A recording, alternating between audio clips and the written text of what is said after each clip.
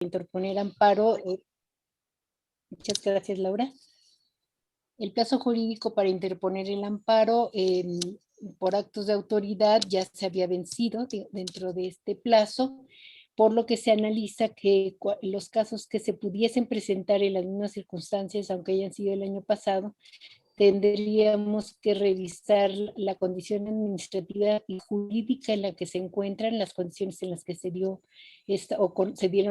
conocieron este acto de autoridad, y en general aplicar una estrategia particular jurídica según el caso, y valorar en cada uno de ellos su viabilidad. En el segundo caso, que son aquellas organizaciones que fueron cambiadas a título segundo en aplicación a lo dispuesto con la miscelánea fiscal del 8 de diciembre del 2020, de estas ubicamos 3 casos, por constancia de situación fiscal, quedando de revisar, y bueno, Víctor revisó ya en el momento el buzón tributario, a fin de valorar si había un acto de autoridad en el caso como tal. Y de estas 3, de 2 se está preparando el amparo, y esperamos que de Yucatán podamos tener noticias entre hoy y mañana para saber si se pudieron interponer uno o más casos. Y que es la materia con la cual estaremos trabajando el día de hoy. Y el tercer escenario son todas aquellas organizaciones de la sociedad civil que se contemplan en las personas morales sin fines de lucro en el artículo 79, que además de las fracciones que fueron enfatizadas el 8 de diciembre, se encuentran en los supuestos también de las fracciones sexta, doceava y 25, en las que se señala que son sociedades, instituciones o asociaciones civiles, asociaciones de carácter civil sin fines de lucro y autorizadas para recibir donativos deducibles de impuestos en los términos que señala la ley.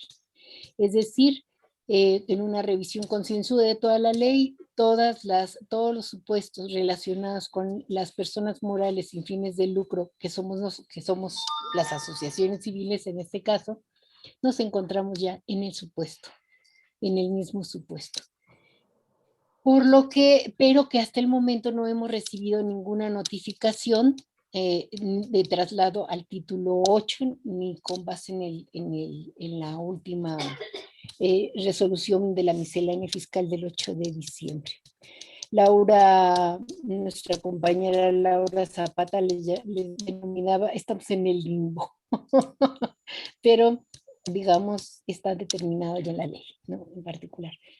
Bueno, hablamos de que con relación al segundo escenario, que era el viable, el que podemos trabajar en este momento y del cual podemos reaccionar de la manera más adecuada, teníamos como plazo los 15 días hábiles para presentar el amparo. La ley de amparo señala estos 15 días a partir del día siguiente en que se haya surtido efecto, ¿no? El acto de autoridad conforme lo que se señala. O las notificaciones de resolución o acuerdo que se estén reclamando en particular. Y tenemos la referencia del artículo 24, no lo voy a leer porque cualquier duda también al respecto, también yo creo que fácilmente lo puede sostener Lore, ¿no? Lo puede explicar muy bien Lore, pero que están dispuestos sobre estos plazos y condiciones específicas. Cuándo, cómo y de qué manera se pueden establecer. La ley de amparo se establece entre el artículo 21 y 26 las características y condiciones para la interposición de un recurso de amparo.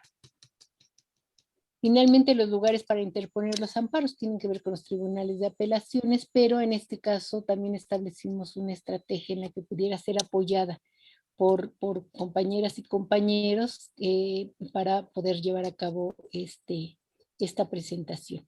¿Qué aspectos vimos que se debían de cuidar? Bueno, que toda la documentación deberá ser revisada previamente para que se cumpla con los requisitos legales, para que tenga las características necesarias que se deben de tener en cada uno de los documentos, y de esta manera poderlos presentar sin que se vaya a regresar o no se permita la entrega del recurso de amparo. El amparo se presenta, como habíamos dicho, por actos de autoridad. En caso de que hayan recibido una notificación por buzón tributario, nos cambia las condiciones de cualquier estrategia jurídica. Y el tercero es que a la entrega, lo que decíamos es que se debería de revisar en la entrega oficial que la copia que lleva la OSC regrese con sello de recibido, día y hora, para que se pueda confirmar bien el recurso de amparo. Finalmente, mandamos por correo electrónico y lo expresamos en estas reuniones la documentación que deberíamos de tener para poderlo presentar, y en particular para poder levantar el amparo. El equipo jurídico de amparos nos solicitó el acta constitutiva, el poder notarial de quien va a firmar, la constancia de situación fiscal y la última declaración fiscal, así como, de preferencia, como lo estuvimos revisando en el taller anterior, la captura de pantalla o impresiones del buzón tributario donde se vea que no se recibió notificación por parte del SAT por el cambio de régimen, que sería como el sustento de acto de autoridad palpable. A través del equipo con el que nos están apoyando para este proceso, se sugiere para los estados que se pueda mandar y también para la gente en la Ciudad de México, se pudiese mandar toda la documentación escaneada para ser revisada previamente y ver si cumple con los requisitos que se requieren, a través de los correos que nos pudieron permitir. El de Lorena Velázquez, y a su vez con copia para Convergencia, para que pudiésemos llevar los casos, el seguimiento de cada uno de los casos. Las organizaciones de la Ciudad de México nos permitieron entregarlo en la dirección, en la colonia Nápoles, para que se pudiera entregar de manera documental, presencial, y que se pudiera tener a la mano por parte de nuestras abogadas y abogadas. Son la licenciada Lorena Velázquez y el licenciado Pablo Picasso. Si ustedes me permiten, con base en la experiencia, nosotros también hicimos una ficha, se las voy a compartir también, la cual también estuvimos mandando a los correos. Ahí, mamacita, ¿dónde está la ficha? Ficha técnica. Ay, madre mía, se me fue. Pero en este momento se las mando sin problema para que podamos ver la ficha técnica que estuvimos poniendo, que con base en la experiencia ya de presentación de los documentos, la elaboramos para evaluar la pertinencia de una acción jurídica, en este caso de un amparo, y que en este momento solamente le cambiamos el nombre, con la idea de que para organizaciones que estén interesadas en seguir llevando esta estrategia, como ahorita lo vamos a ver también, puedan revisar y chequear su documentación previamente. Ustedes están viendo aquí poder empezar a manejar claramente el nombre de la asociación, la fecha de constitución, el número de acta constitutiva, si se cuenta con el documento original del acta, la primera, cuando se constituyó. Margarita, no se ve la ficha. No se ve. Perdón, no se ve. Gracias. Yo estoy bien a gusto aquí. A ver dónde está la ficha. Déjame cerrar otra vez esto. Okay. Te aviso cuando se vea. Sí, ya. Me quedé con no hice el trámite correspondiente. Vamos a ver, me regreso porque yo ya iba en carrera. Entonces, listo, digamos, aquí ya está se la ve. ficha. Perfecto, muchas gracias. Entonces, en esta ficha lo que nos permitía es que ustedes pudieran hacer un checklist y poder organizar con mucha mayor facilidad cada uno de los requerimientos que se deben de tener, con base en lo que se necesita para la presentación del amparo, que es el nombre de la asociación, la fecha de la constitución de la AC, el número de acta constitutiva, si cuentan con este documento original del acta, y si se han realizado cambios de estos en tu organización de estatutos, representantes legales, objetos social, poderes sociales, que lo puedan tener muy claro, y en caso afirmativas, si revisar y chequear si se han protocolizado adecuadamente ante la notaría pública y se cuentan con el sello de cadena digital del registro público de la propiedad, ¿no?, de estos documentos. Su RFC, el nombre del apoderado o apoderada legal, la persona que actualmente, y dejar claro en el proceso legal si esta persona funge como representante en el acta, ¿no? El apoderado o apoderada legal actualmente. Y la documentación de esta persona, de este apoderado o apoderada legal, si cuentan con CLUNY, si se sabe por parte de la organización si están en estatus activo en el Registro Nacional de Organizaciones de la Sociedad Civil, si cuentan con este CLUNY, y si conoce la organización las obligaciones que se derivan de estar inscrito en este registro. Esto sobre todo tiene que ver porque una de las acciones que detectamos tenía que ver directamente con los trámites del INDESOR el año pasado, y a partir de ahí se detecta que la organización, se detecta esta disposición y se traslada el caso al SAT y el SAT actúa, ¿no? Se los ponemos así como ya la información del caso, que sería la fecha del traslado al título segundo, si le fue notificado el cambio de la organización, como fue notificado, que fue lo que fuimos trabajando con el buzón tributario y las disposiciones que estuvimos estableciendo en este taller y en los espacios de reflexión. Si realizó la organización algún trámite para responder esta notificación, si cuenta con los documentos que hacen constancia de estos hechos. Ante este cambio, si se quiere obtener la autorización para emitir los recibos deducibles de impuestos, y si se quiere agregar alguna otra información acerca de los sucesos relacionados con este acto de autoridad. Esta es la ficha que estuvimos trabajando y la que por condiciones del tercer escenario quisiéramos seguir distribuyéndolo a las organizaciones a fin de que puedan jurídica en particular. Dejo de compartir la pantalla y es todo por el momento. Sí, gracias Margarita. Yo solo quisiera complementar lo que nos acaba de dar Margarita, de que acuérdense que de las recomendaciones que hemos dado, con esta ficha lo que queremos es que la organización también tenga su archivo legal lo más ordenado y para la organización tenerlo más junto, más perfectamente ordenado, ¿sí? Y bueno, aparte de esto, les pedimos también, se acordarán que hemos señalado la importancia que tiene ahora que revisen su buzón tributario. Estamos por sacar ya en un boletín, un tutorial, el hecho de cómo tener el buzón tributario, cómo actualizarlo si no lo tienen o que han hecho cambios en el buzón, pues hay que actualizarlo, ¿verdad? Ese es el último, va a ser un tutorial que vamos a sacar en estos días.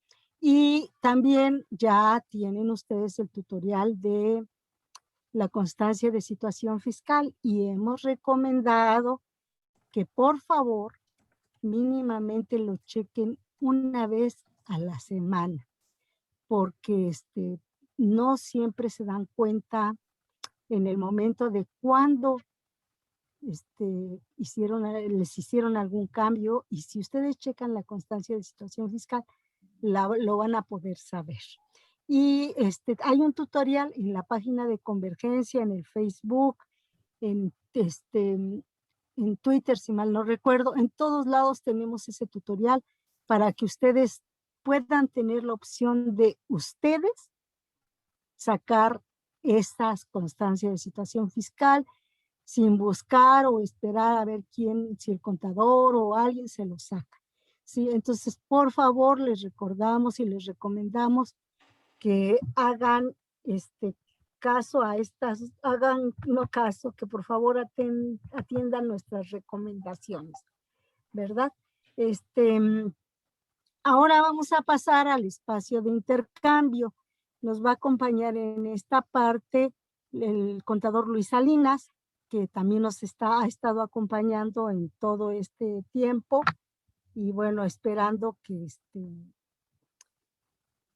ustedes puedan plantear es un espacio de intercambios que puedan plantear todas las situaciones que estamos viviendo. A ver, Luis, por favor. Male, antes de... Perdón, sí, claro. Solo preguntar claro. si esta ficha que nos presentó Margarita, ya está circulando. La ficha no, se las van a enviar por correo. Ah, muy bien. Sí, muchas gracias. Nada. Bueno, pues muchas gracias, Malena. Buenas tardes a todos y a todas. Vamos a tener aquí ahorita un espacio de intercambio acerca de la situación fiscal en el que se encuentran las OSC participantes. La idea de este espacio es, bueno, ver el estado en que están las organizaciones, ver en qué podemos ayudarlos, ¿verdad?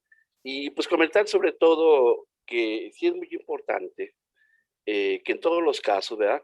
Se vea la cuestión del amparo, o sea, es de suma importancia para todos y para todas que se pueda siempre interponer un medio de defensa, porque si no, de otra manera, a la autoridad hace lo que quiere, ¿no?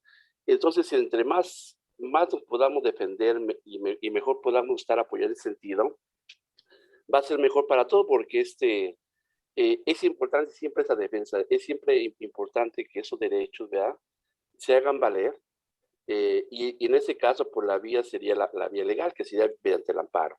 Entonces, sí es muy importante que consideren, ¿verdad? Dependiendo el caso de cada organización, la cuestión de interponer ese amparo, ¿no? Y bueno, tenemos en ese sentido, ya hemos mencionado aquí en otras ocasiones, el estado que guardan las OSCs. Básicamente tenemos tres casos, ¿no? Tenemos las OSCs que están todavía en el título 3 y que en cualquier momento pueden pasar al título 2. Aquí, como se ha mencionado, cuando se llegue a presentar este caso, tenemos 15 días para interponer, 15 días hábiles para interponer ese amparo.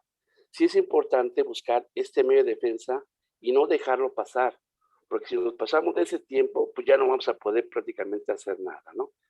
O las posibilidades de que se pueda resultar algo favorable, pues disminuyen de manera importante. Entonces, sí es muy importante, como también ha mencionado Malena, que se revise cuando menos 1 o 2 veces por semana el buzón tributario y que también revisen su constancia de situación fiscal, para que en ese momento, si llegase a presentarse el cambio, ¿verdad? Ahora sí que ya se presenta el acto de autoridad, se pueda buscar la ayuda de los abogados y pueda interponer ese amparo en tiempo y forma. Eso es muy importante, ¿no? Entonces, estas organizaciones que todavía están en el título 3 y que en cualquier momento pueden pasar, no sabemos en qué momento vayan a cambiar la autoridad. Ya hemos visto casos que ya desde el año pasado los han cambiado. Y bueno, aquí no sabemos si es un criterio de la autoridad o es por las actividades que realice propiamente la OSC, pero ya están empezando a hacer cambios. Y de hecho el criterio de la autoridad es ese. De hecho, como ustedes recordarán también, existe un criterio por parte de la PRODECON. La PRODECON, para los que no saben, es la Procuraduría de Defensa del Contribuyente. Se supone que en teoría nos defiende. Pero bueno, ellos ya emitieron un criterio en donde marcan de manera muy clara que las organizaciones, o en este caso organizaciones civiles, que en este caso les toca, que no sean donatarias autorizadas, deben tributar forzosamente en título 2. Entonces, muchas veces el SAT se basa también en ese criterio que marca esta misma dependencia, ¿verdad? Que aunque es una dependencia que en teoría defiende al contribuyente, está emitiendo el criterio que en este caso pues es favorable para la autoridad, ¿no? Entonces sí es muy importante estar muy al pendiente que de cualquier posible cambio para luego buscar ayuda de los abogados y de poner el medio de defensa correspondiente, ¿no? También, como se ha mencionado, el hecho de pasar al título 2 implica pues, tributar como cualquier empresa mercantil. O sea, no es algo tan sencillo, porque acuérdense que implica desde modificar los registros contables. Vamos a tener, por ejemplo, situaciones donde vamos a tener, por ejemplo, un IVA acreditable a favor, que para pedir la devolución siempre es una complicación, pero vamos a tener que manejarlo así. Vamos a tener, por ejemplo, también, en el caso del título 2, ingresos a tasa cero. Sobre todo en los tasas cero son los que que provienen del extranjero. Pero aquí mucho ojo. Son ingresos que vienen del extranjero de una fundación, ¿verdad? O de una agencia de ayuda internacional que está en el extranjero, pero que también los fondos que manden ellos vengan de una cuenta bancaria ubicada en el extranjero. Porque acuérdense que puede haber casos de fundaciones que están aquí en México, que si bien es ciertas son extranjeras, A lo mejor puede ser que el recurso se lo depositen de una cuenta nacional. Entonces, ahí no estaríamos en el supuesto de la tasa cero. Ahí estamos en un supuesto de una tasa 16 y habría que pagar el impuesto correspondiente. Obviamente acreditando el IVA de los gastos correspondientes. Entonces, si ustedes ven, no es tan sencillo. Cambia totalmente tanto la cuestión fiscal, cambia la cuestión también de anticipos de impuesto sobre la renta, porque ahora ya los ingresos y la utilidad que pudiera resultar al final del año, podría resultar una posible y pagar un impuesto sobre la renta, una tasa del 30%. Entonces, bueno, sí es sí es complicado, o sea, de manejar una asociación civil porque se asemeja a una empresa mercantil. Entonces, es de vital importancia estar muy al pendiente de esto, ¿no? También deben de recordar que, por ejemplo, el dinero que se recibe, por ejemplo, del gobierno federal o de los gobiernos estatales municipales, por ejemplo, estos ingresos también están exentos de impuesto sobre la renta. Entonces, dependiendo del tipo de ingreso, algunos pueden ser exentos, o puede ser tasa cero, y algunos pueden ser, por ejemplo, grabados a tasa de 6% de IVA. Dependiendo de los casos y dependiendo de la situación, puede manejarse una contabilidad como que mixta, ¿verdad? Y eso es de implicación directa tanto en el impuesto acreditable, ¿verdad?, como los mismos gastos y los mismos ingresos. Entonces, es un tema complicado. Y es importante que lo tengan muy bien, estén conscientes de eso, porque sí se complican las cosas, o sea, se vuelve una contabilidad ya más difícil de manejar, ¿no? Entonces, bueno, eso es a lo que respecta, ¿no? Tenemos, por ejemplo, en el segundo punto, a las OSCs que ya desde el 1 de julio de este año, hablamos de las que son las fracciones 11, 17, 19 y 20, que básicamente son las organizaciones que se dedican a la flora y fauna, a la protección de especies, investigación científica, que otorgan becas, ¿no? Estas, por ejemplo, estas organizaciones no les queda de otra más que presentar el amparo ya, porque ya de entrada, pues ya el SAT ya las pasó del 1 de julio al título 2. Entonces, estas organizaciones que están en este supuesto, que todavía hasta años pasados podrían estar tributando el título 3 sin mayor problema, ya a partir del 1 de julio tienen que estar, si no son donatarias, tienen que inventar un amparo para que puedan hacer valer sus derechos y que no las pasen al título 2, ¿no? Bien, en lo que respecta a las USCs que ya pasaron al título 2 del año pasado, aquí el panorama ya es un poco más complicado. Aquí ya se tendría que revisar con los abogados cómo fue que ocurrieron esos eventos, ¿verdad? Y ver si todavía es posible interponer algún medio de defensa. Y eso sí, ya es algo que habría que checar directamente con ellos y ver de qué manera los pudieran ayudar a las organizaciones que ya desde el año pasado, ¿verdad?, ya las cambiaron al título 2. Y pues bueno, básicamente esas son las tres situaciones que tenemos, que hemos encontrado, y que pues bueno, habrá que estar bien al pendiente, ¿no? Para que lo tengan muy en cuenta. Y pues bueno, alguna duda, algún comentario que tengan. Sí, Luis, vamos a abrir el micrófono. Les pido a todos y a todas que por favor levanten su mano para que podamos ir dando la palabra. Creo que nadie quiere preguntarnos nada. Bueno, ya muchas de estas cosas ya se han platicado, ¿no? Pero espérame, Luis. Sí. Creo que Jaime quiere tomar la palabra. Jaime. Sí, Jaime. Gracias. Jaime Lainez. Sí, gracias. Pregunta muy puntual. En el caso número 2 de las organizaciones que el 1 de julio fuimos trasladadas a título 2, entiendo que el plazo se vencería mañana, si son 15 días hábiles. ¿Es así? Y entonces estamos a tiempo o un poco, esa es mi pregunta, ¿no? Un momento, bueno, la responde Lore. Esa respuesta mejor se responde a los abogados, son los que tienen más preciso este dato. Y si nos pudiera apoyar Lore para sí, ¿verdad, Lorena? Para que nos Sí. pueda ayudar con esto, por favor. Estoy aquí, también está el licenciado Pablo Picasso, que también anda ok. por acá.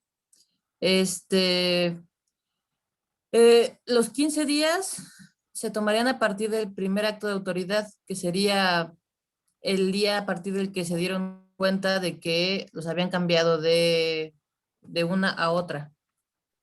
Bueno, vamos a ver. Hay 2 plazos para el amparo. Uno, que se cuenta a partir de que entró en vigor.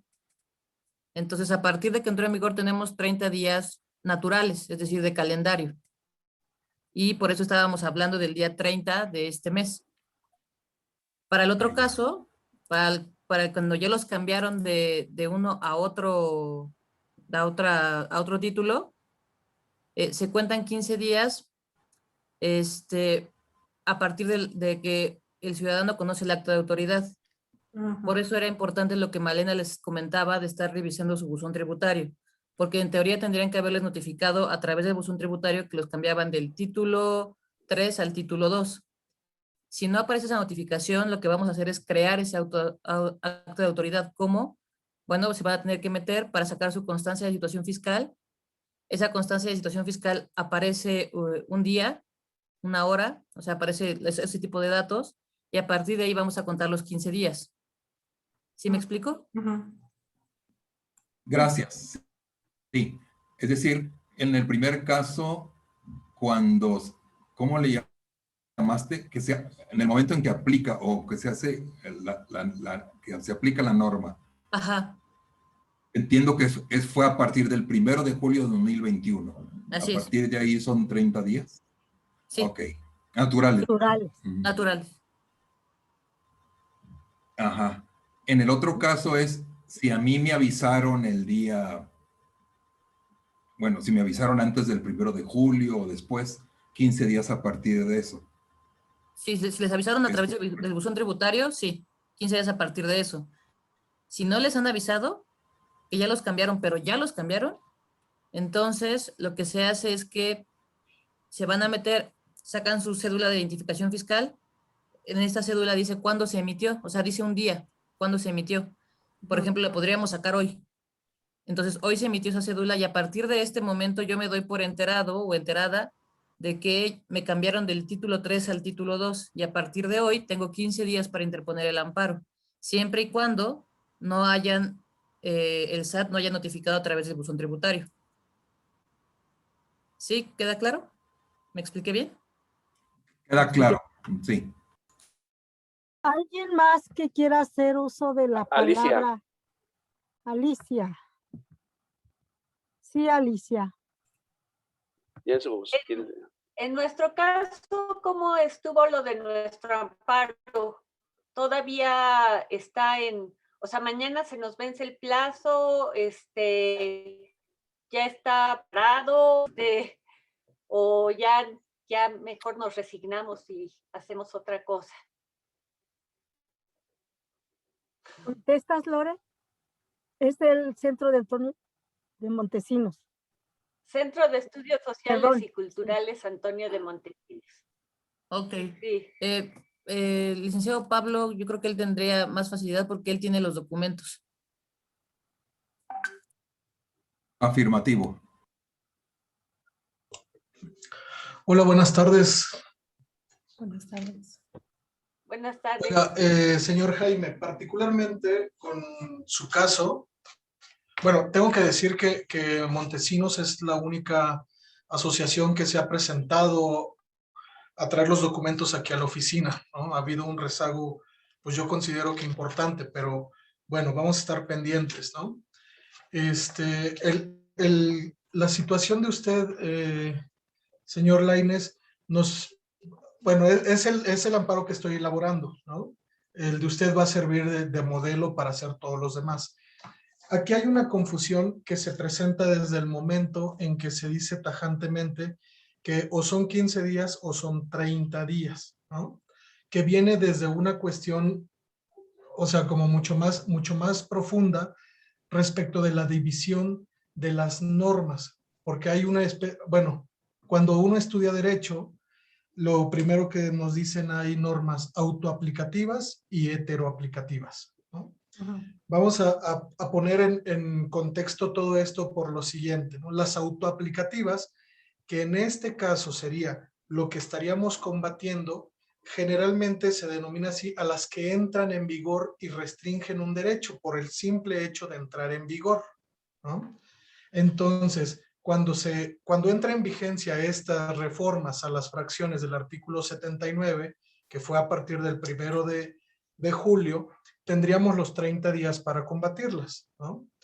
En el caso particular de las personas, o bueno, de las asociaciones que ya fueron modificadas, que ya fueron cambiadas en su situación fiscal, no hay ningún problema porque finalmente, uno, es una norma autoaplicativa. Entonces, el plazo por sí mismo es de 30 días.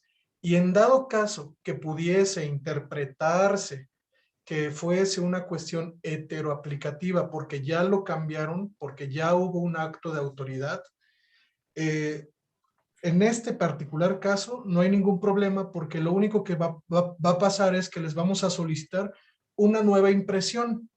¿Para qué? Para que se actualicen los 15 días. Entonces, no está de más que si lo interponemos dentro de los 30 días, también la impresión que presentemos, ya cuando se hizo el cambio, sea con fecha pues cercana al día 30 de julio, ¿no? Por ejemplo, en este caso de Montesinos, la constancia que usted me trajo es de fecha 9 de julio, no es de fecha 1 de julio. Entonces, no hay ningún problema. Si incluso por la fecha de 9 de julio se agotaran los 15 días de aquí al 30, lo único que se hace es imprimirla nuevamente, ¿no? Entonces, aquellas organizaciones que ya se les cambiaron o ya les cambiaron esta parte, pues no tengan ese temor. Gracias. Entendido. Entendido, pero nosotros tenemos que, tengo entendido que interpusimos el amparo y que es con el 9 de julio. No sé si tenemos que imprimir otra, licenciado Pablo, para que tengan más tiempo para interponer el amparo. No, ok. Bueno, en este caso, lo que nosotros nos estamos guiando por los 30 días, ¿no? Ok.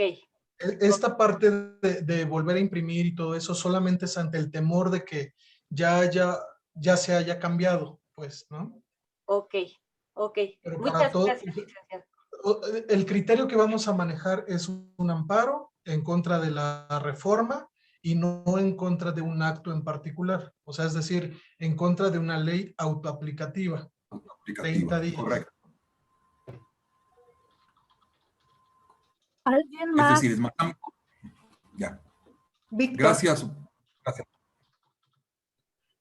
¿Alguien más quiere hacer uso de la palabra, Víctor? Gracias, buenas tardes.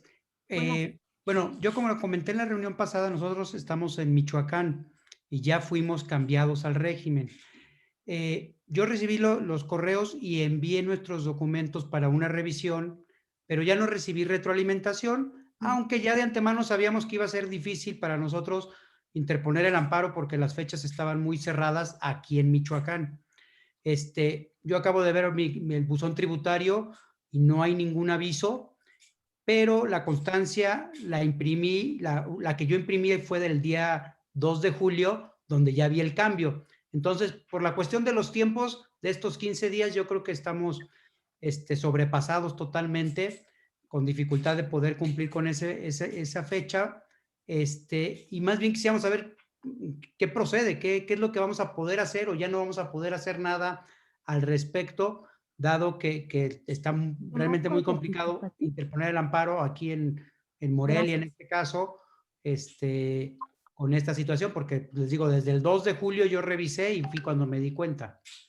Es el mismo caso que el Centro Antonio Montesinos. Lo único que vamos a hacer es interponerlo diciendo que es una norma autoaplicativa que con su sola entrada en vigor nos está causando un perjuicio. y entonces tenemos 30 días, es decir, todavía quedan 9 días. Entonces, ahí sigue el derecho, digamos, o la acción para ejercitar. Nada más, en todo caso, lo que había comentado el licenciado Pablo es actualizarla a una fecha más reciente por si acaso llegara a tratar la autoridad de decir que ya pasaron 15 días, pero eso sería todo. Mientras no haya ninguna otra cuestión, se sigue aplicando el mismo criterio.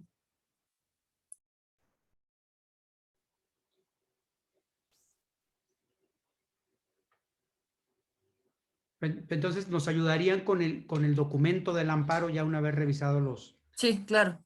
Ah, ok. Gracias. Mire, Víctor, perdón. Víctor fue uno de los que envió sus documentos, entonces también ustedes ya los tienen a través del correo electrónico. Sí, yo los tengo. Ujú. ok, ahorita vamos a Perdón, hacer hay varias manos alzadas, pero creo que antes quiere intervenir Pablo. Entonces, ¿les parece? Está la mano alzada de Mari Cuenca, de Jaime y de Carla Alviso. Pero primero sí, le damos la palabra a Pablo. ¿Vale? Muchas gracias. Para las organizaciones que son del interior de la República, ahorita a ver si podemos poner en pantalla, no sé cómo se hace, pero ahorita le buscamos, como fue el archivo anterior, lo que llevamos de formato, la parte inicial del proemio y los hechos, que son los que particularmente nos gustaría que ya los fueran preparando, ¿no? Todo viene señalado en amarillo para que sea como muy evidente las cuestiones que hay que preparar en los estados, ¿no? Por la cuestión de los días, estamos en tiempo, dentro de los 30 días, y no es una situación que vaya a ser tan complicada. Simplemente hay que prestar atención a ciertos puntos teniendo las documentales reunidas, ¿no? Ok. Pablo, una pregunta. ¿Quieres ahorita compartir la pantalla o damos paso a las preguntas y al finalizar compartimos el documento? ¿Cómo crees que sea mejor? Yo creo que esperamos a que se junten todas las dudas, ¿no? Uh-huh. Ok, entonces, ¿les parece que en el orden en el que están, Mari primero, luego Jaime Navia y por último Carla Alvis? Gracias, Laura. Yo dos preguntas. Una, nuestra constancia de situación fiscal aparece como en actividad preponderante, una situación como de asistencialismo, una cosa así. Entonces, la vez pasada que comenté esto, me decían que en este momento no intentáramos hacer ningún cambio, pues para no estar como en esa posibilidad de que eso promueva que haya cambios. Entonces, pues preguntar nuevamente si sí promovemos algo, si no promovemos nada, o si esta situación en la que la actividad preponderante es de tipo asistencialista, así como nos clasificaron, si nosotros hasta el momento no hemos sido ni notificados ni nos han cambiado, y entonces si el amparo si lo promovemos o no, ¿no? Esa es una. Y la otra pregunta tiene que ver, tengo una duda todavía de si para ser donataria necesitamos estar en título 2 o incluso en el título 3 podemos ser donatarias. Eso, si me pueden aclarar, por favor. Muchas gracias. Mari, bueno, mira, para ser donataria necesitas estar forzosamente tributando el título 3 y cumplir con los requisitos que marca la misma ley. Entonces, no hay forma de poder ser donataria estando en título 2. Tiene que ser forzosamente título 3. Ok. ¿Y si decidimos no ser donataria aún estando en el título 3? Aquí el problema es que, como se ha comentado, no sabemos en qué momento la autoridad las puedan cambiar o puedan cambiarlos al título 2. En cualquier momento los puede cambiar, porque ya existe un criterio por parte de la PRODECON y porque también la misma ley así ya lo menciona. Entonces, los pueden cambiar en cualquier momento y cuando se presente esa situación, es cuando habría que recurrir en todo caso al amparo. Ok, muchas gracias.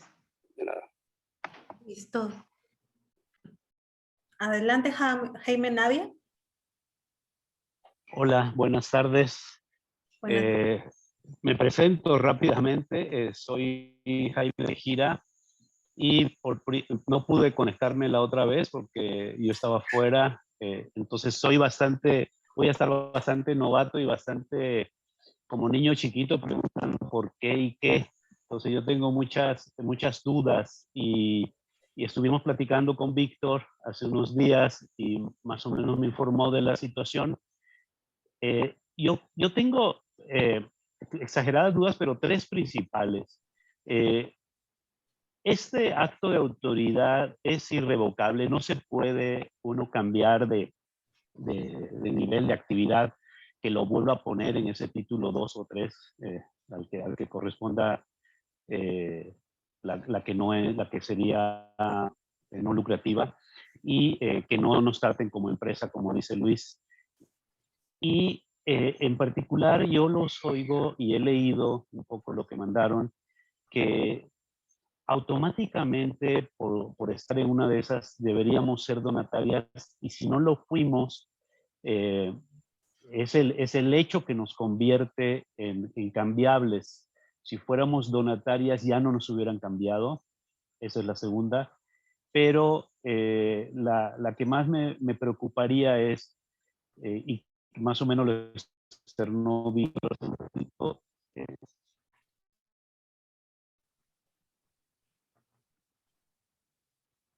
Que no. ¿qué sucede de aquí a fin de año? Y esta es una pregunta para Luis, muy directa. ¿Qué pasa para fin de año si el ISR lo tenemos que declarar mensualmente o anualmente? ¿Cómo estaría nuestra situación para llegar a fin de año para lograr el cambio? Es decir, no solo en términos jurídicos, vía amparo o vía lo que sea, sino en términos fiscales tributarios, para que no nos afecte económicamente con los ingresos que van a entrar. Y así tengo muchísimas. Discúlpenme, me da mucha pena tener que realmente entrar aquí, el que llega tarde a la reunión y tiene más preguntas, pero sí estamos absolutamente, como imagino, como todos ustedes, con una gran preocupación. No solo por lo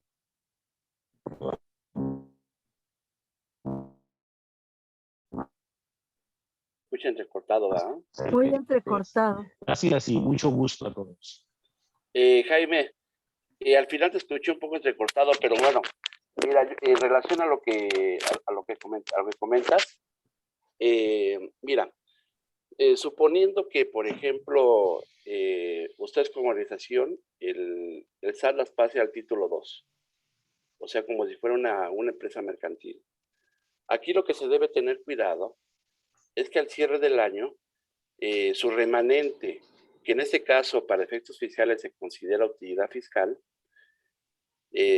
prácticamente quede cero, o sea, por una cantidad mínima, de tal manera que el impuesto sobre la renta que pudiera causarse al final del año también sea por una cantidad mínima, porque eso también va en relación, la utilidad fiscal que resulte en el año, ahora sí que pega a los anticipos de impuesto sobre la renta del siguiente año.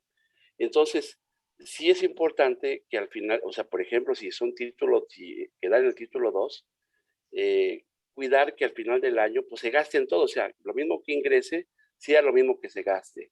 A veces esto puede ser un poco complicado, porque existen, por ejemplo, agencias que te mandan, por ejemplo, el dinero en noviembre, diciembre, para que se pueda gastar ese dinero el próximo año.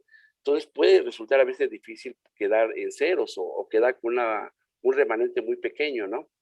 Claro. Pero esa es la sugerencia. O sea, en título 2, acuérdense que nos pega la utilidad, o en este caso el remanente, ¿verdad? En el caso de las asociaciones civiles, que para efectos fiscales es una utilidad fiscal, pega directamente en el impuesto a la renta y se paga a una tasa del 30%. Entonces, sí es importante que al final del año, por ejemplo, los que están en el título 2, queden con una utilidad muy mínima o prácticamente cero, para que no paguen impuesto sobre la renta y en consecuencia los anticipos de impuesto sobre la renta del próximo año también sean 0 o por una cantidad mínima. Ajá, ok. Entonces sí es a fin de año, ¿no? Por todo el año. Gracias. Sí, es al cierre. O sea, deben tener, acuérdense que para efectos fiscales el cierre es de enero a diciembre de cada año. Entonces, el ejercicio fiscal cierra en diciembre. Ok, gracias. Gracias, Luis. A ver, una cuestión para ir precisando. El caso de Víctor, creo que ya lo tratamos de que vamos a meter el amparo, de que ya enviaron sus documentos, que ya lo están revisando los abogados, en este caso Lorena, y de que les vamos a regresar lo que está, la situación en la que están. En el caso del compañero que antecedió la palabra, necesitamos como ver más en concreto en qué título están, si tuvieron cambio el 1 de julio, pero yo sugiero que como es un asunto particularmente de esa organización, pues podamos, como en vía chat, hacerle las preguntas que necesitamos hacerle para que no, para que pueda quedarle claro a él y que no mezclemos con los demás. Si les parece bien, falta Carla, que tiene levantada la mano y que va a intervenir. Gracias. Bueno, en nuestro caso, nosotros a la constancia que descargué ahora en junio, me cambiaron desde el 2000, dice que desde el 2016. Tengo una constancia yo de septiembre del año 2020, donde todavía estaba como no lucrativa, pero ya esta dice que desde el 2016 estoy en el título 2. Ahora, esta semana abrimos nuestro buzón tributario y tengo una carta de invitación donde me está pidiendo que, porque en la misma opinión de cumplimiento me está solicitando que tengo opinión negativa porque no presenté las declaraciones de ingresos de ISR por ingresos de los meses de enero a diciembre del 2020. Entonces tengo ahorita una carta de invitación donde me está pidiendo, donde me dice que ellos detectaron de acuerdo a mi CFDI de ingresos que tengo más de 5 millones de pesos y no está hecha la declaración por esos ingresos.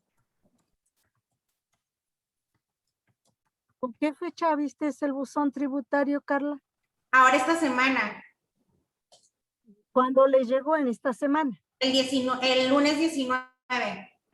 Lunes 19. Y el monto de los ingresos es correcto de acuerdo a sus registros de ustedes. Aquí dice que son ingresos superiores a 5 millones. Sí, es correcto porque tuve 8 millones 300 y algo el año pasado. Que justo yo recibí 8 millones de enero a septiembre. De octubre a diciembre yo tuve ingresos de 320, algo así. ¿Y no son donatarias? No somos donatarias. Pero sí estaban en título 3. Estábamos en título 3 hasta septiembre. Ya, ¿Cuándo? Ajá, fue con la última constancia que se bajó. Estábamos en título 3 y ya ahora en junio ya estamos en título 2 y dice que estamos desde enero del 2016, más todas mis pagos provisionales y demás son como título 3 del 2016, 17, 18, 19, 20. No tengo declarados ISR por ingresos, pues. Entonces, pero en la opinión de cumplimiento es una opinión de cumplimiento negativa y yo en septiembre tenía una opinión de cumplimiento positiva. Entonces, ahorita me estaba solicitando que debo el ISR por ingresos de personas morales de los meses de enero a diciembre 2020. Entonces, ahorita, por ejemplo, el SAT tiene que cualquier declaración que yo presente ahorita en esta fecha se va a tomar como presentada el 2 de agosto, porque los consideran días inhábiles, porque están en sus periodos en su periodo de vacaciones. Bien, Carla. Este caso, pues igualmente es muy específico. Necesitamos ver tu documentación para poder hacer alguna propuesta en estos términos. Tú podrías enviarnos la documentación al correo de Convergencia y podríamos, para que la turnáramos a la Comisión Fiscal de Convergencia y pudiéramos ver qué propuesta o qué posibilidades hay de apoyarte o de sugerirte qué se puede hacer. ¿Sí? También quería yo comentarle a Mari Cuenca, que no le hemos dado respuesta, si en estos momentos está su constancia de situación fiscal con una actividad asistencial, consideramos que en este momento es mejor no hacer ninguna modificación para evitar que vayan a decir en el SAT que estamos haciendo, ¿verdad? Evidentemente, el COPEBI tiene tiene varios años de estar trabajando, de ser COPEBI, ¿verdad? Y es una de las razones por las que en su constancia de situación fiscal aparece una actividad asistencial, cosa que efectivamente no están realizando. Pero podemos ver también como caso particular y comentar con ellos directamente con COPEBI para que esto pues ya pudiéramos ver el momento más adecuado para hacer el cambio de actividad. Espero que con ese estemos dando respuesta al caso concreto de COPEBI. Y pues ahí iríamos. ¿Sí? Sí, Malena, muchas gracias, sí. Sí, gracias, Mari. No, al contrario, gracias. Bueno, y después de yo no sé si haya más manos levantadas, perdón, es que no sé por qué no. Ya no, Male. Ya no. Ya no. Bueno, si no hubiera más manos levantadas, podríamos pasar ahora con la licenciada Lorena, aunque yo creo que ya avanzó bastante, pero tenemos una presentación de ellos para la presentación de estructura y contenido del documento de amparo. Entonces, ahora damos paso tanto a la licenciada Lorena Velázquez como al licenciado Pablo Picasso. Les agradecemos mucho que estén aquí y les agradecemos mucho su apoyo, por supuesto. Entonces, podemos pasar a la presentación. Margarita me va a hacer favor de compartir lo que nos enviaron los abogados. Listo. Sí, Lore. O sea, no, ya van muchos. No, Lorena Velázquez no, Lorena Velázquez.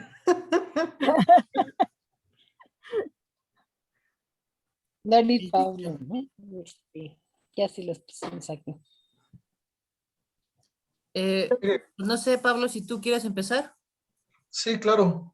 Miren, esta es la parte que corresponde tener pendiente, bueno, no tener pendiente, tener consideración las organizaciones del interior de la República.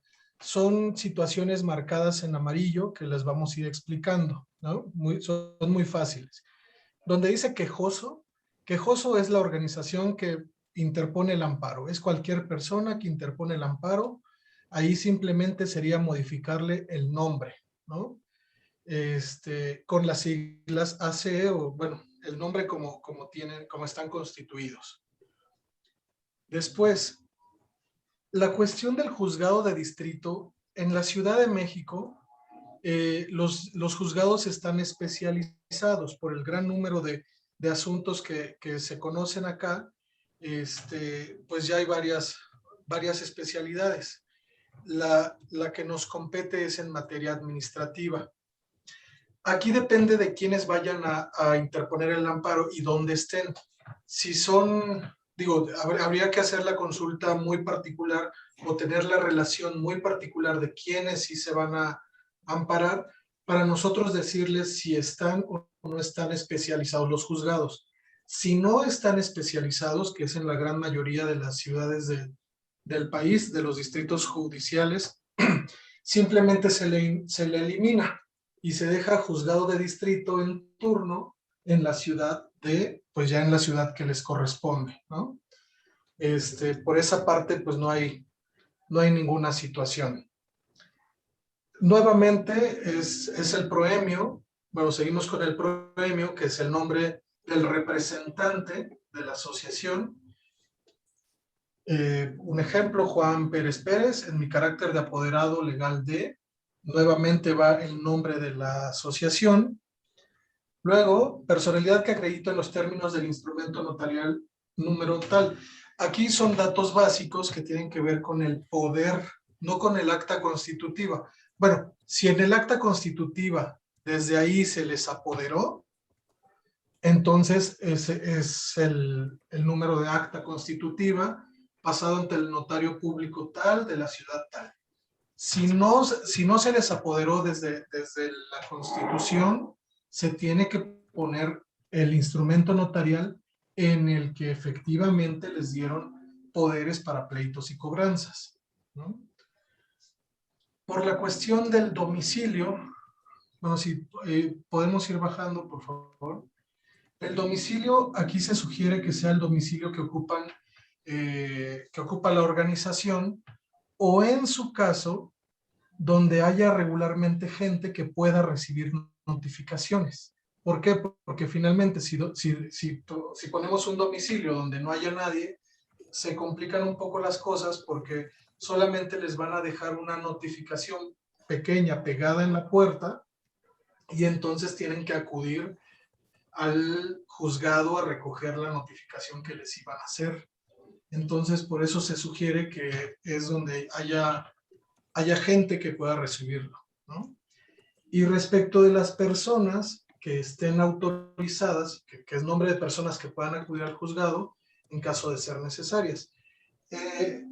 Por ejemplo, si no llegaran a notificar o si no encontraran a alguien en el domicilio que se señaló, van a dejar pegado un pequeño aviso de que hay un acuerdo en el juzgado y alguien de las personas que obviamente son de su confianza o son parte integrante de las asociaciones, etcétera, que tengan tiempo, tiene que acudir al local del juzgado para que les notifiquen lo que no pudieron hacer en el domicilio.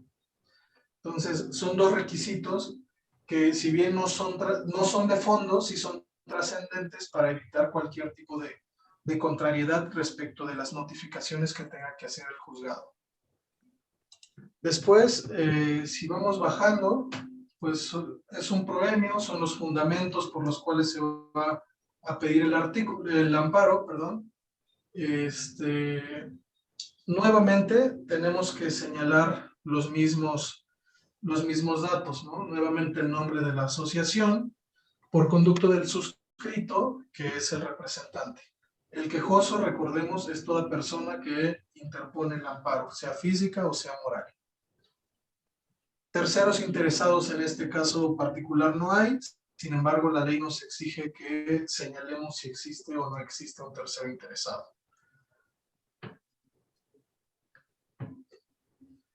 Autoridades responsables, pues son todas las que vamos a señalar para que tienen que ver con la emisión de las reformas, de las modificaciones. Está el Congreso de la Unión, porque ellos lo expidieron, las cámaras. El presidente, el diario oficial, por el hecho de la publicación. Subimos.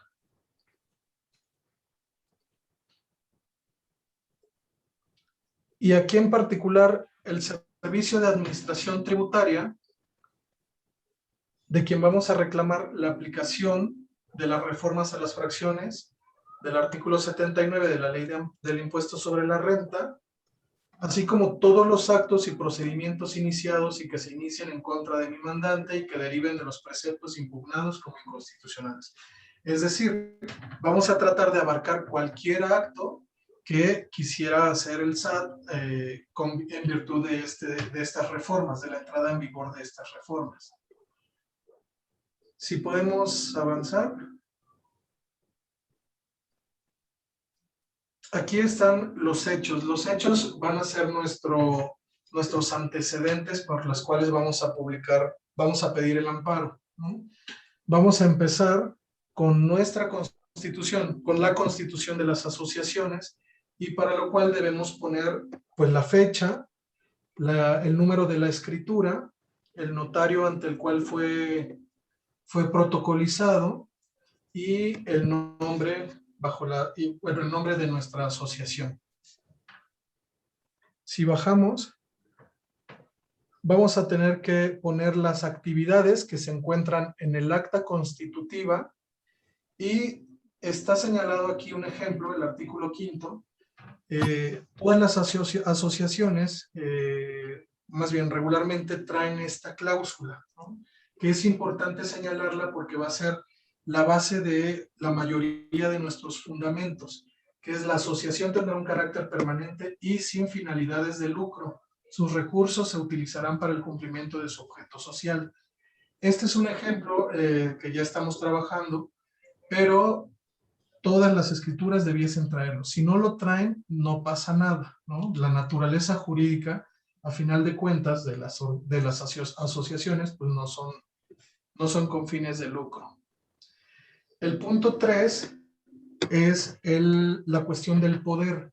Solamente aplica si no tienen el poder desde el acta constitutiva, si les otorgaron el poder en un acto siguiente, ¿no? Entonces, igual vamos a tener que poner el número de la escritura, el número del notario y la ciudad en donde se protocolizó. Tenemos que checar algo importante. Estos poderes deben ser para pleitos y cobranzas. Si le pueden subir un poquito, por favor, tantitito. Perdóname, bajar un poquito. Aquí está, ¿no? Debe ser un poder general para pleitos y cobranzas. ¿Por qué? Porque finalmente, si son para actos de dominio, no nos sirven. Si son para actos de administración, no nos sirven para efectos del amparo. Si tienen algún poder, más bien, o algún nombramiento distinto, pues vamos a solicitar que nos lo envíen escaneados para ver si nos puede funcionar y qué tanto puede ser el riesgo, y si es necesario que poder general para pleito. Ahora sí, por favor.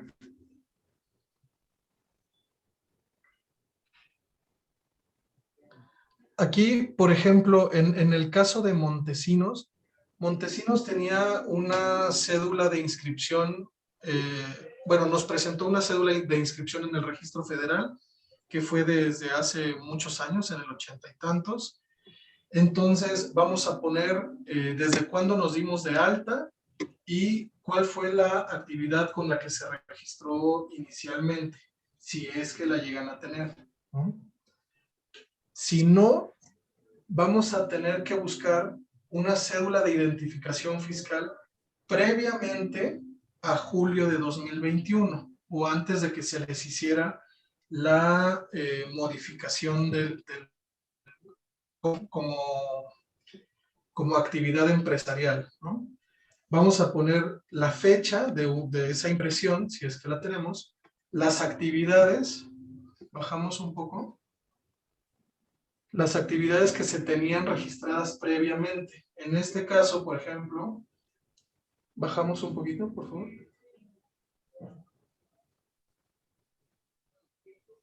En este caso estaban las actividades de investigación científica o tecnológica, ¿no? Eso nos sirve mucho porque ahorita vamos a ver cómo la distinción de cómo se movió a actividad empresarial. El régimen de personas morales con fines no lucrativos. Estos datos son previos a la modificación, ¿no? Bueno, aquí están transcritas las fracciones que se van a combatir como estaban antes.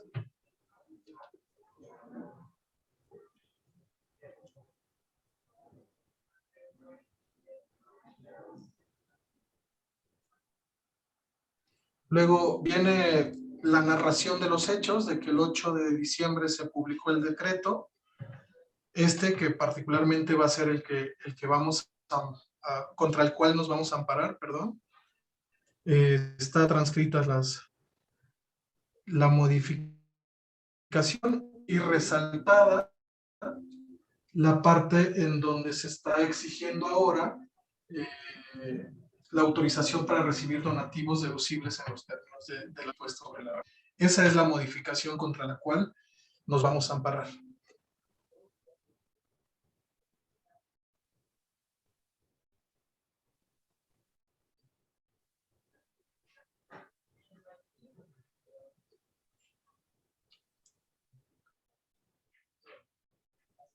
Luego, este es el último de los puntos que tiene que ver con la nueva cédula que generó muchas dudas, ¿no? Solamente para no prestarse a un tema de interpretación por parte del juez o que se quiera quitar el trabajo y sacarlo muy rápido y todo, entonces no vamos a darle pie y lo que vamos a hacer es sacar una impresión reciente, días previos a la presentación del amparo. Simplemente, o sea, si lo sacamos hoy, la nueva cédula fiscal pues, nos sirve perfectamente, ¿no? Aunque ese formalmente no va a ser el criterio por el cual nosotros nos estamos amparando. Nos estamos amparando por una ley autoaplicativa. Solamente no hay que darle chance a ningún tipo de interpretación al juez, ¿no?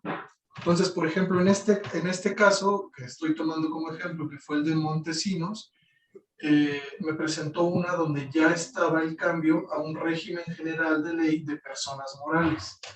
Y ahí se ubicó como la fecha de inicio a partir del 1 de julio de 2021.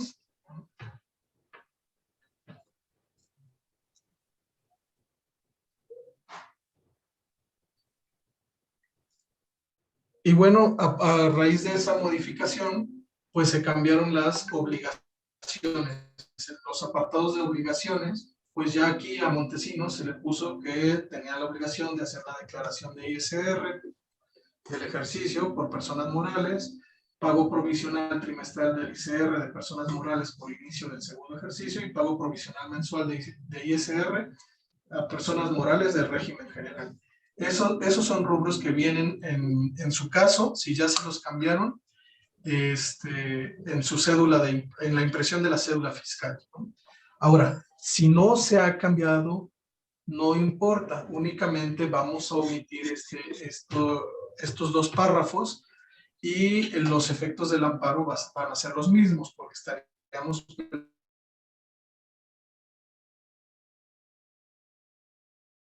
Y esos son los puntos simples, o sea, muy sencillos, lo tratamos de hacer lo más concreto que se puede, para que las organizaciones del interior de la República tengan la facilidad, de preparar sus escritos. De todas maneras, pediríamos que previo a la presentación sostuviéramos una breve plática, pues nada más para ver que sí se cumple todo, y aparte los requisitos del número de copias y que vaya bien la firma, etcétera, ¿no? La siguiente cuestión del amparo, pues todavía estamos afinándola y ya nada más sería cuestión de agregar la siguiente parte en el archivo y listo, ¿no? No hay mayor complejidad. Esta sería únicamente la parte que les correspondería estar al pendiente en las organizaciones del interior de la República.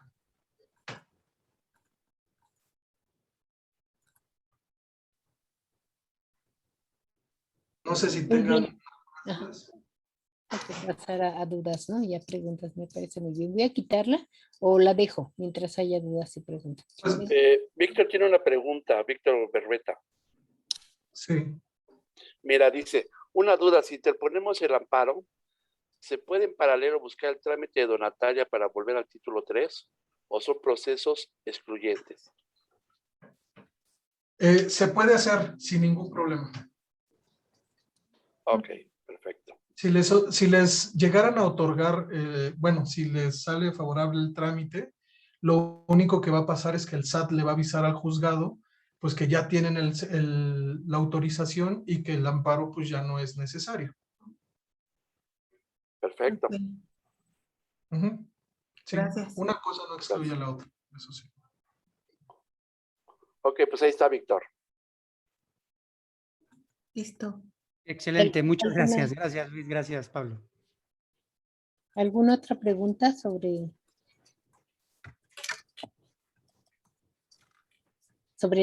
estos o sobre lo que acaba de presentar Pablo? ¿Alguien tiene alguna duda? Yo, Jaime Navia. Sí, Jaime. En la ficha que presentaste, hablabas del acta constitutiva y de las actas protocolizadas de cambios en estatutos, etcétera. En este caso, si el poder, por ejemplo, en mi caso, mi poder está en la última acta de cambio de autoridad y ahí se hizo la parte de los poderes, ¿hay que incluir todos los documentos notariados o solamente con el acta constitutiva y un poder separado que se debe obtener?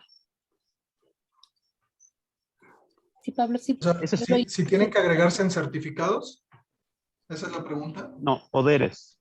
No, las actas notariadas, las actas de cambios de estatutos, en una que hicimos, ya otorgamos los poderes en la mesa, en particular al presidente del Consejo Directivo.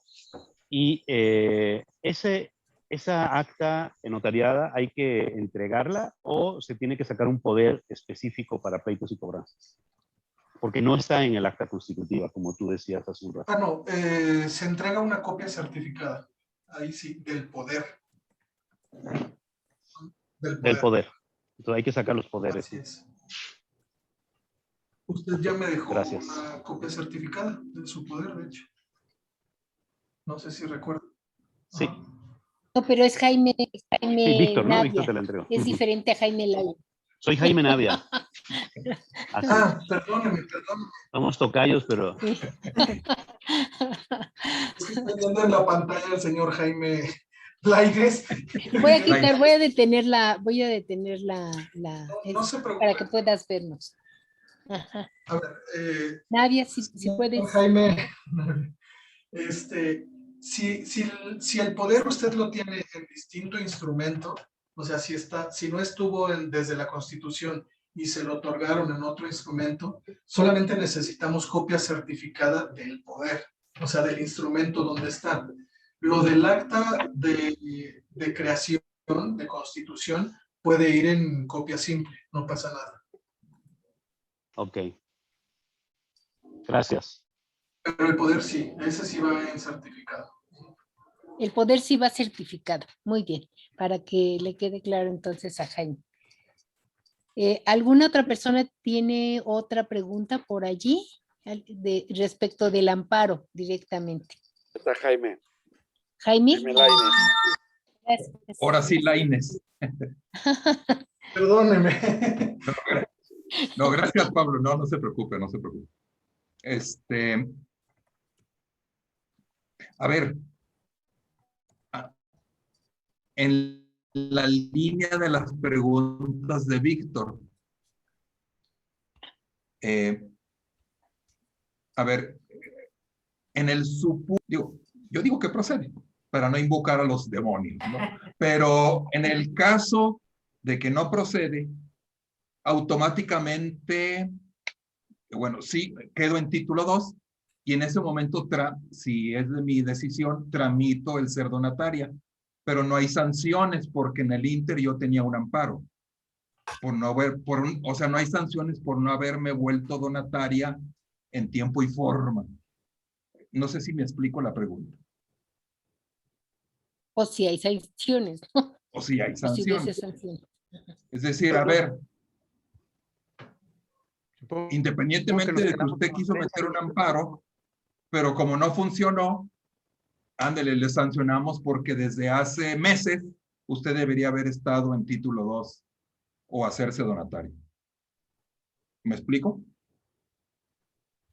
Sí, claro. Solamente, pues, ahora sí que sería un proceso de fiscalización pues, natural de los que hacen el SAT, ¿no? Si usted fuera si fuera objeto de algún tipo de revisión, auditoría y todo eso, y durante la tramitación del amparo no se pagó el ISR o las obligaciones de ISR, sí le pueden fincar pues el pago de la diferencia, pues, con las Ya. actualizaciones y eso que se hace ordinariamente con el SAT, ¿no? Entonces sería conveniente, Esto sí es un ¿qué riesgo. creen ustedes? ¿Que paguen o no paguen en el inter del proceso jurídico? Bueno, ándale. lo conveniente sería que se pagara y en dado caso de que se gane el amparo, se hace el trámite de devolución.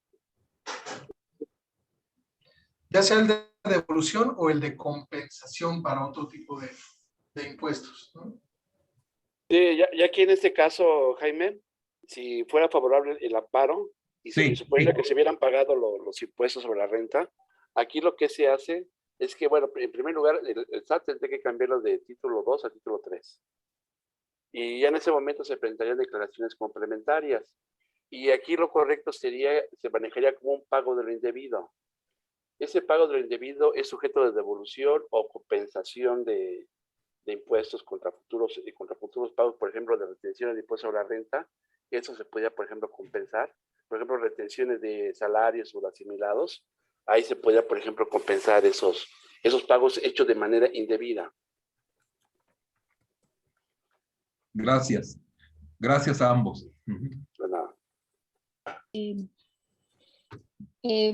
Solamente les recordamos, si nos pueden dejar su correo y el nombre de referencia para que les podamos enviar el video, de todos modos, ¿no? A todas las personas que están aquí presentes. Yo estoy viendo medio mal, pero no sé si todo el mundo está viendo bien el video, si está bien. Pues no. Bueno. Ok, bueno. No hay video. No hay video, No hay video, ¿verdad? Se ve como raro, ¿verdad? Se ve como que estamos ahí en Bellas Artes o en la Cámara de Diputados. Ya regresó. Ya. Es que dice que, ok, ya parece que ya. Ya regresamos al estado actual. Male, no sé si andas por ahí, no sé si ya no tienen alguna otra pregunta. ¿Qué seguiría entonces ahorita? Las recomendaciones que puedan hacer Lore y Pablo para todas las organizaciones que están presentes. Ya entendemos que Víctor sí lo va a seguir haciendo. ¿Sí, Víctor? ¿Van a seguir en el proceso, Víctor? Pues es justo lo que vamos a valorar. Precisamente la duda grande que teníamos era esta de si lo de hacerlo en paralelo, lo de donataria y lo que comenta Jaime Lainez de si el amparo no procede, ¿cómo quedamos? Si el amparo procede, ¿cómo quedamos? Pero digo, yo creo que lo vamos a dialogar y es la intención de continuar. Pues yo creo que no nos queda de otra, una vía de donataria, que sabemos todas las implicaciones que son. Y la duda que me queda ahorita es, si el amparo procede, ¿cuál puede llegar a ser la circunstancia siguiente? ¿Que nos regresen a título 3 sin ser donataria? ¿O qué pasaría si el amparo, o sea, el amparo qué nos da? Que me surgió la duda ahorita con lo que me comentó Jaime Lainez. Sí, la cuestión sería que el efecto del amparo sea que pueda ser parte del título 3 sin el requisito de ser donataria autorizada. Ese sería el objetivo. Que de hecho ese es el llamado a todas las organizaciones que estamos aquí, ¿no?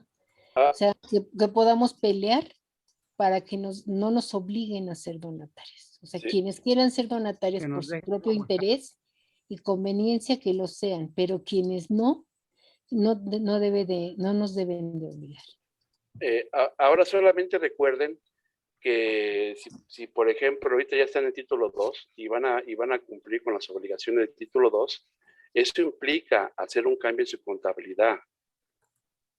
Que después, si sale el amparo favorable, tendrían que volver a cambiar la contabilidad. Porque eso implica desde hacer una separación, por ejemplo, del IVA, el IVA pagado, por ejemplo, el IVA pagado que es acreditable y no acreditable. Una separación, por ejemplo, de sus ingresos, los que son, por ejemplo, tasa 0, los que son tasa 6 y los que pudieran resultar exentos. Entonces, sí es también un cambio en su sistema contable. Es para que lo tomen también en cuenta, o sea, no es solamente... No es tan simple. No es tan simple, sí. Implica hacer un cambio en su contabilidad, que probablemente, bueno, si vamos a hacer positivo que resulte favorable el amparo, pues habría que volverse a cambiar la contabilidad y regresarse como estaba. Pero si no sale favorable y transcurre todo este tiempo, no solo va a haber que hacer ese cambio, sino que va a haber que pagar lo que no pagamos, ¿no? Así es. O sea, sí, son las decisiones que hay que tomar, ¿no? Es correcto. Lo que También implica hacer recordar, este cambio y regresar. así es, Claro. también recordar que dejar de ser donatario es una cosa muy compleja, súper compleja. Y estamos haciendo ahorita una talacha importante porque hay cosas que no se hablan. Estamos haciendo una talacha que sí está medio pesada, que es hacer una tabla de los reportes de donatarios de año por año, de los informes que publica el SAT, donde salen cuánto recibieron por donativos, ¿no? Por emisión de recibos deducibles de impuestos cada año y que declara cada OSC, ¿no? En estos reportes. Y sinceramente, el hecho de que se muestren así como están, que son una cantidad y un mar de organizaciones impresionante, difícilmente te da un criterio. Pero como nos estamos pasando una tabla de Excel, para poder poner del 0 a la mayor cantidad, nos va a dar una realidad diferente de lo que nos platica el SAT y de las condiciones de lo que están estableciendo ahora. Porque imagínense organizaciones que no reciben ninguna donación, o sea, que no emiten ningún recibo deducible de impuesto y tienen que tener una carga administrativa también importante. Son elementos que vamos a tener que ir considerando en el camino porque no lo tenemos fácil, ¿no? Y finalmente Male ya se encuentra aquí, Pilar también, para que podamos, yo creo que ahorita concluir, estaba yo pidiéndole también a Pablo y a Lore si consideran que hay recomendaciones importantes ahorita a considerar para que se las podamos decir a todas las personas que nos están acompañando y que a su vez nos hagan el favor también de hacerlas extensivas a otras organizaciones que conozcan y que sepan de alguna situación en la que se encuentran. La primera que nosotros quisiéramos decir también, Lore, es que no dejemos que las decisiones no las compartan, que las compartamos entre todas las organizaciones, que sepamos qué está pasando con nosotras para que podamos apoyarnos de una manera mucho más efectiva entre todas las organizaciones. Lore, Pablo, y dejo la palabra a Mali. Bueno, con esto prácticamente estamos concluyendo. No sé si Lore y Pablo quisieran preguntar si existiera algún otro comentario, duda. Digo, dudas creo que hay muchas, pero tenemos, como ya desde un principio nos los habían dicho ustedes, cada amparo es muy específico de cada organización, ¿no?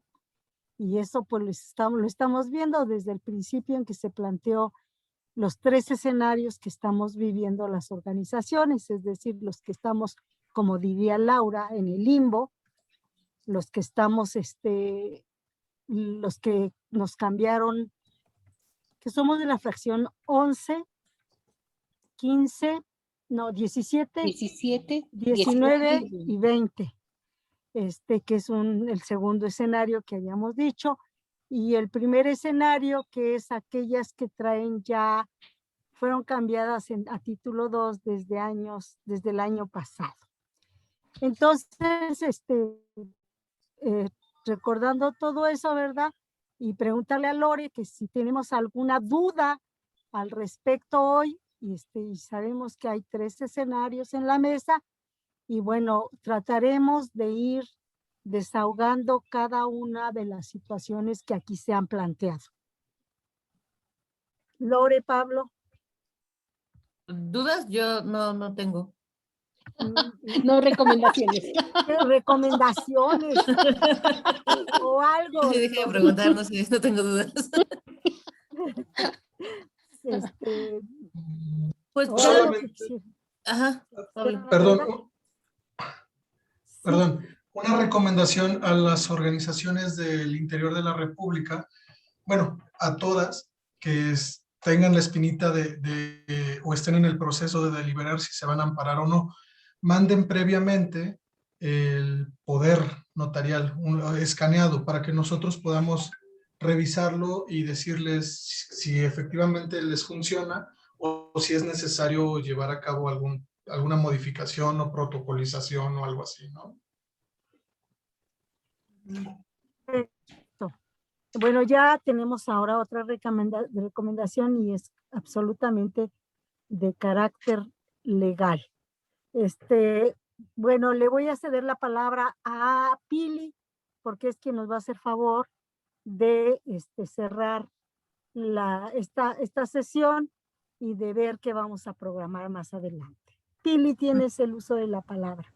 Gracias, Male. Pues buenas tardes a todas y a todos. Y bueno, pues esta sesión era muy importante, sobre todo porque aquí mismo nos dimos de plazo, ¿no?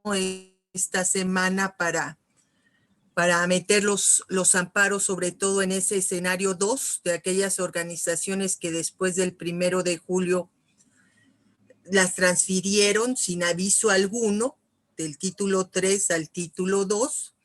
Y bueno, ahí vamos en esa línea. Entonces estos días son como muy importantes, que bueno, y ahí agradecer a Lorena y a Pablo que están tan cerca de las organizaciones, nos aclaran que son 30 días, hay 9 días todavía ahí para ubicar, ¿no? En caso, para tomar decisiones, nos decía Víctor, ¿no? Pero como creo que empezamos a vislumbrar, pues la tendencia del gobierno federal es a que todas las organizaciones, ¿no? De la sociedad civil seamos o donatarias o bien pasemos al título 2 y tengamos un trato como empresas, ¿no? Tal y como Pablo lo mencionaba. Una situación, ya lo decíamos en muchos espacios anteriores, todavía más adversa que la que se vivió en a principios de la década de los 90, ¿no? Y que dio, digamos, origen a esta convergencia de organizaciones civiles y bueno, en donde participaron muchas organizaciones y que con la ley de fomento pues se había logrado tener un gran avance. Esto lo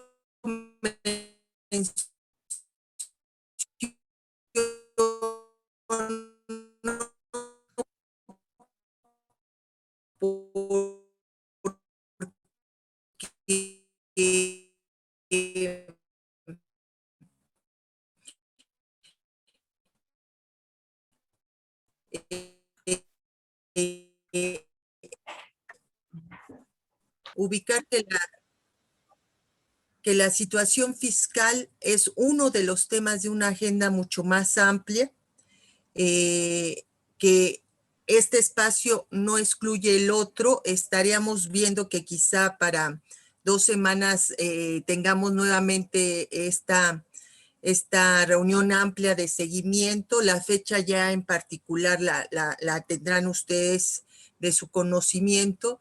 Y ubicar que algo que en lo fiscal ha aparecido es que las organizaciones hemos tratado de resolver la situación de manera individual, ¿no? Casi, pues tratando de rascarnos con nuestras propias uñas, ¿no? Cuando la idea es, pues ver que no son problemáticas individuales y que quizá de manera coordinada, de manera articulada, quizá podríamos hacer cierto contrapeso que hasta este momento no hemos logrado. Entonces, pues la idea es cerrar con la invitación a mantener este espacio abierto, ¿no? Quizá también se cite en alguna una nueva reunión de trabajo para informar cómo avanzaron los amparos y qué pasos siguen, ¿no? En términos de lo jurídico fiscal. Y lo otro de estar al pendiente, ¿no? De la próxima reunión amplia, que es más de discusión política y de darle seguimiento a una agenda mucho más amplia. Entonces, pues con eso yo cerraría. No sé si Male, Margarita, Laura, de Convergencia quisieran agregar algo más. Sí, Margarita. Gracias, Male. Pues nada más recordar que el contexto es adverso y también esperamos que en esa otra reunión general podamos estar presentes, pues hay otros temas que hay que analizar, como la situación de las reformas en materia de derivadas de la ley antilavado que van a pegar en la normatividad de nuestras organizaciones, ¿no? Por ejemplo, o las reformas constitucionales de responsabilidad penal o jurídica, no, jurídica nada más que en la Ciudad de México las pusieron penales, en el uso de fondos públicos, y es una reforma constitucional, 109 constitucional, reforma de mayo de este año, y en la Ciudad de México ya pegó, con una interpretación en una reforma en el Código Penal, para adjudicar responsabilidades penales a los directivos de las organizaciones, con responsabilidades por corrupción, como servidores públicos, con agravantes como servidores públicos. Entonces son como interpretaciones de esa disposición constitucional, y por lo que les pedimos también pues que vayamos informándonos de estas iniciativas. Otras redes también están llevando la batuta en estos temas, pero también la idea es de que todo mundo nos vayamos socializando y vayamos actuando de manera conjunta y solidaria, pues para que podamos salir adelante de todos estos obstáculos. Está la ley de vinculación nacional, también la ley general del Sistema Nacional de Vinculación Social, que nos va a meter en otro lío. Pero bueno, ya, muchas gracias. Compañeros, les agradecemos mucho su presencia, no dejando de recordarles nuestras recomendaciones. Chequen su buzón tributario, chequen su constancia de situación fiscal, y pronto estaremos presentando el tutorial. Están los tutoriales en nuestra página, en Facebook, en todos nuestros medios de contacto los tenemos, y próximamente yo espero que la semana que entra ya tengamos puesto ahí el tutorial que tiene que ver con buzón tributario para aquellos que no lo tengan, o actualícenlo, o lo que sea necesario, y porque recuerden que hoy es lo que la autoridad dice que es nuestro medio de comunicación. Entonces, pues les agradecemos mucho. Muchas gracias a todos y a todas. Muchas gracias.